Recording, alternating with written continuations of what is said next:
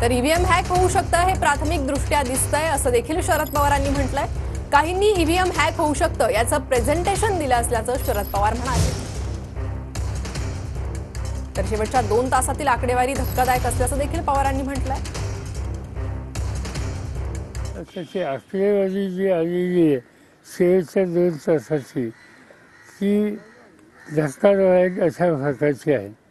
बाळासाहेब थोरात जे बोलले ते एकटे बाळासाहेब नाही अशी माहिती अनेकांनी दिली, आधारासह दिली आणि त्याचा विचार हा करावा लागेल। काँग्रेस पक्षाची कार्यकारिणीची बैठक झाली, त्याच्यात या विषयाची काही चर्चा झाली आणि एकत्रित बसून ही जे इंडिया आघाडी हे जे संघटन तयार केलेलं होतं त्याने हा विषय घ्यावा अशी चर्चा आहे। काही लोकांनी प्रेझेंटेशन आम्हाला केलं की हे या पद्धतीने करणं शक्य आहे आणि ते केलं जाईल। त्याच्यात आमची कमतरता आहे की आम्ही त्यांच्यावर विश्वास ठेवला नाही।